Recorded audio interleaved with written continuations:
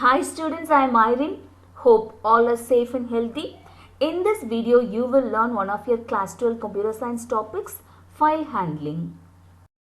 In this part 4 video, you will learn to read the contents of the files. Reading and writing on files. Python offers many functions for reading and writing on the open files. Once the file is opened using the open command, the read or write operations can be performed on the files. So to perform read or write operations on the file must be first opened using the open command. Reading from files. Let us consider a text file alkaline.txt and apply the reading functions of Python. Let us see the contents of alkaline.txt. The first line is alkaline foods for your daily diet. The second line is green leafy vegetables. Third line is cauliflower. Fourth line is sea salt. Fifth line is root vegetables. Sixth line is nuts. And seventh line is onion, garlic and ginger. So there are 7 lines in this alkaline.txt file. Let us apply the reading functions of Python now. Let us consider the read function. The read function reads at most n bytes if n is specified. The read function takes the optional argument n. So when n is specified, it reads n bytes from the file. 1 byte represents 1 character. So n bytes represents n number of characters. This read function must be used with the file object. So the syntax goes as file object.read within parenthesis the optional argument n. Now let us see how the read function works. Here in the first given statement, file1, the file object is created by the function open. The function open opens a text file alkaline.txt from E drive in read mode, that is the default mode, and attaches it to a file object file1. So when file1.read within bracket 10 is given, it reads 10 characters or 10 bytes from the text file alkaline.txt. Also, when alkaline.txt text file is opened, the file pointer will be placed in the beginning of a text file. So from the beginning, 10 characters or 10 bytes will be read from the text file alkaline.txt. Let us count the characters 1, 2, 3, 4, 5, 6, 7, 8 and 9th character is space and 10th character is f. So totally 10 characters or 10 bytes are read from the text file alkaline.txt. So when the read function takes the argument n, it reads n number of bytes from the given file. Let us consider the read function without the optional argument n. If n is not specified, the read function reads the entire file. This read function must be used with the file object. So the syntax goes as file object.read. Now let us see how the read function works without the optional argument n. In the given statement, file1 file object is created by the open function.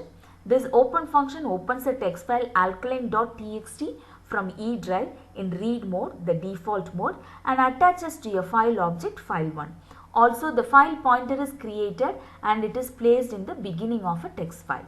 When file1.read statement is given, it reads the entire contents of a text file alkaline.txt from the beginning of a file pointer and stores it in the variable read file. When read file is printed using the print statement, it prints the entire contents of a text file.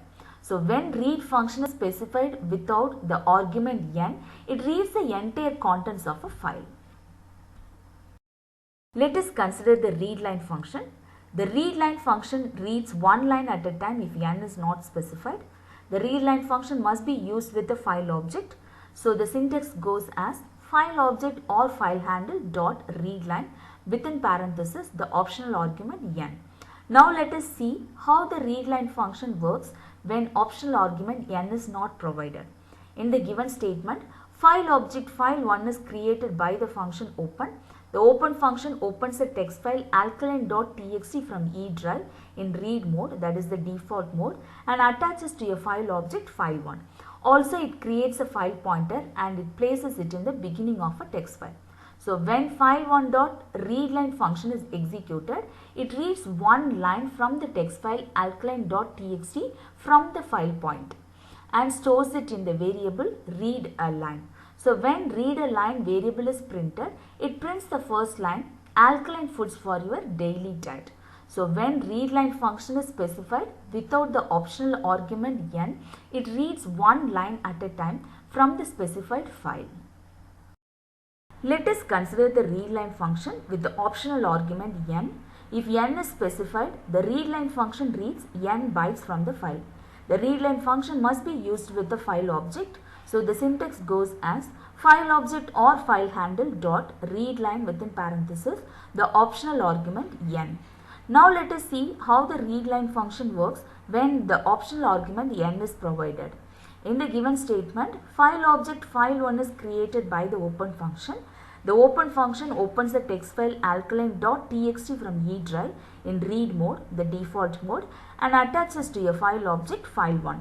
Also, it creates the file pointer and places it in the beginning of a text file. When file1.readLine within parenthesis number 3 is given, this statement reads 3 characters or 3 bytes from the text file alkaline.txt. Now the file pointer is in the beginning of a text file. So from the beginning, 3 characters will be read as an output. So ALK will be read and will be stored in the variable read-a-line. When the variable read-a-line is printed using the print statement, it has printed ALK as an output. So when readLine function is specified with the optional argument n, it reads n bytes from the specified file. Let us see the working of a readLine function. The readLine function returns the read bytes in the form of a string ending with /n or new line character, or returns a blank string if no more bytes are left for reading in a file. So the readLine function returns the read bytes in the form of a string ending with /n or new line character. If no more bytes are left for reading in a file, it returns a blank string as an output. Let us consider readLine function with some other example. Here given in the first statement, the file alkaline.txt is opened and linked to the file object file1. Also, the file pointer is created and placed in the beginning of a text file. When file1.readLine is executed, it reads one line at a time from the text file alkaline.txt. Now the file pointer is in the beginning of a text file. So from the beginning, one line will be read from the text file alkaline.txt and stored in the variable read-a-line as a string ending with /n character. When read-a-line variable is executed in the shell prompt, it has printed alkaline foods for your daily diet ending with /n character as a string. So, the readLine function returns the read bytes in the form of a string ending with /n character. readLines function. The readLines function reads all lines and returns them as a list. The readLines function must be used with the file object. So, the syntax goes as file object or file handle dot readlines. Now, let us see how the readLines function works. In the given statement, the file alkaline.txt is opened in read mode and linked to the file object file1, and a file pointer is created and placed in the beginning of a text file. When file1.readlines function is executed, it reads all the lines from the text file alkaline.txt in the form of a list. Now the file pointer is in the beginning of a text file. So from the beginning, all the lines will be read and stored in the form of a list in the variable readlines.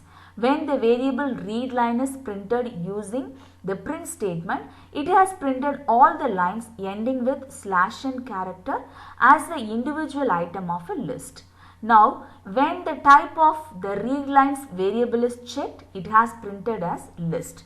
So, the readlines function reads all the lines from the file and returns them in a form of a list. Let us summarize. The three file reading functions are read, readLine and readlines. While read function reads some bytes from the file and returns it as a string, the readLine function reads a line at a time.